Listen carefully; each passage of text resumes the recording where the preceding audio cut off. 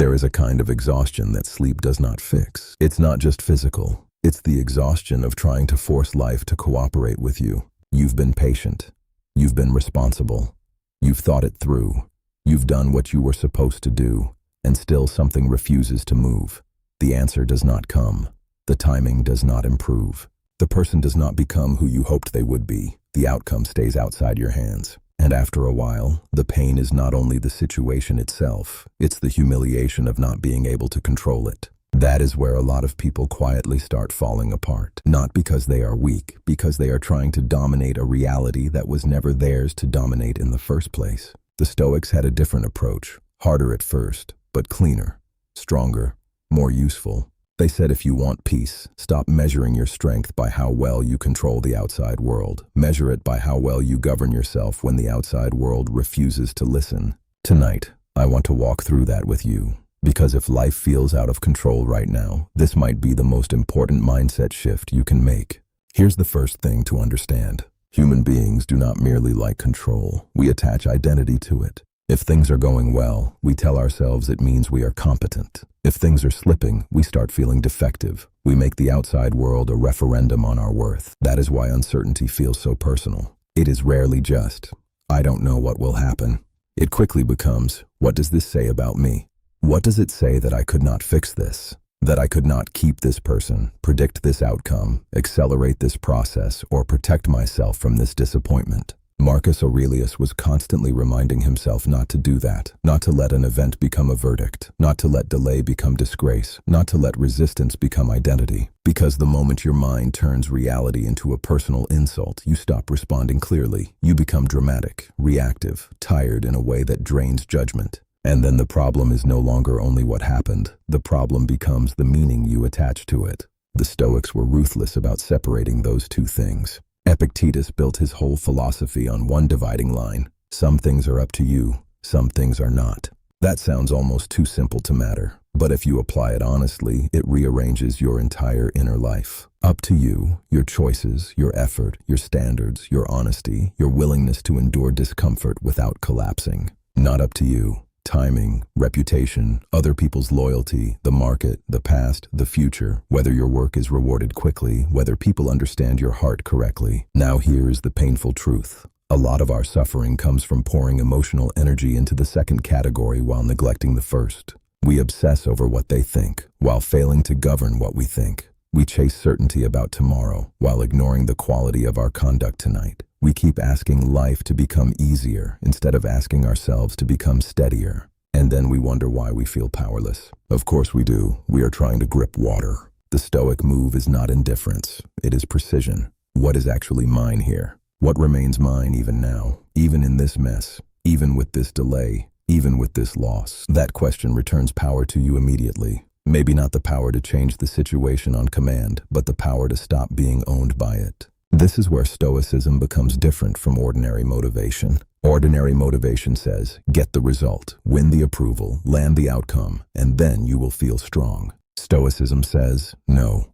Strength is the ability to remain well-governed before the result appears. Anybody can look composed when things are working. Anybody can sound wise when they are getting their way. The real test is what happens when life stops validating you. Do you become sloppy? Do you abandon your principles? Do you become petty, impulsive, bitter, theatrical? Do you let disappointment reduce the standard of your character? Because that is the moment that matters. Marcus Aurelius kept coming back to the same idea in different language. You may not control the event, but you control whether you meet it with dignity. Dignity is not loud. It does not post everything. It does not panic for an audience. It does not immediately translate pain into self-betrayal. It says, this hurts. This is inconvenient.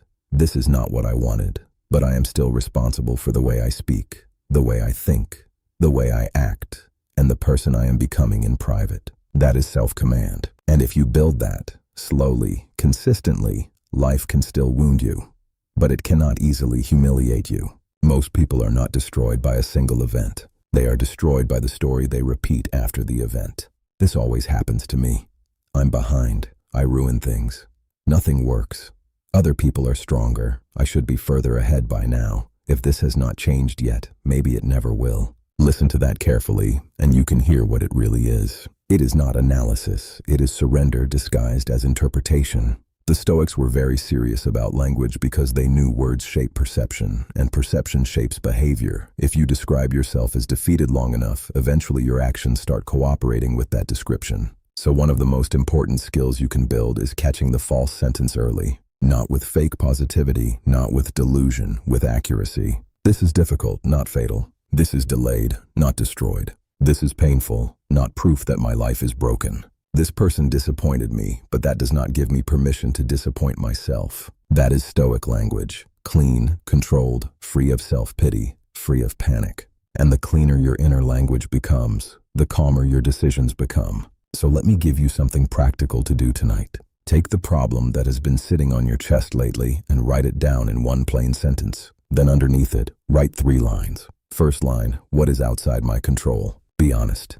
Put everything there that does not belong to you. Their response, the timeline, the uncertainty, the past, the final verdict, the way other people interpret your effort. Second line, what is inside my control tonight? Not for the rest of your life, tonight. Maybe it is 1 email, 1 page, 1 workout, 1 apology, 1 decision not to text out of loneliness, 1 decision to go to bed instead of spiraling, 1 decision to hold the line and protect your standards. Third line, what kind of person do I want this season to produce? More patient, more exact, less needy, less dramatic, more resilient, more disciplined, more difficult to shake. That third question matters because it turns suffering into material, not romanticized suffering, useful suffering. The kind that burns away illusion and leaves you simpler, cleaner, harder to manipulate, harder to panic, harder to pull away from yourself. This is how Stoicism becomes real, not as quotes, as practice. There is one more thing that quietly destroys people in hard seasons. Urgency, not healthy urgency, not disciplined action.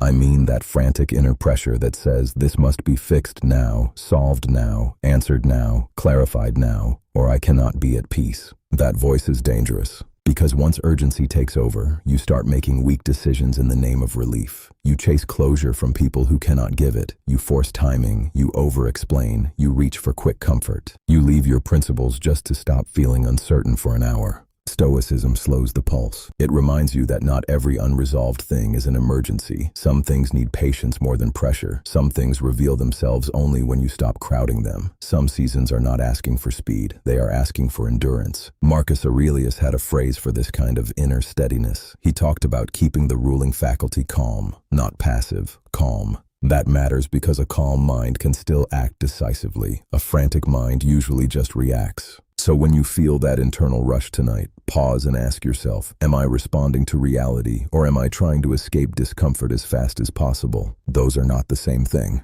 And one of the strongest things you can do is refuse to rush your soul just because your emotions are demanding immediate relief. If life is not cooperating with you right now, I want you to remember this. Your peace was never supposed to depend on perfect conditions. Your confidence was never supposed to depend on fast outcomes. Your dignity was never supposed to depend on whether the world made this easy. The Stoics did not become strong because life was soft with them. They became strong because they learned where to place their energy, where to withdraw their illusion of control, and how to remain loyal to their own character when the outside world got chaotic. That is the assignment for you too, not to control everything. To control what is yours so well that chaos around you stops deciding who you are. Let life be uncertain if it wants to be. You be steady,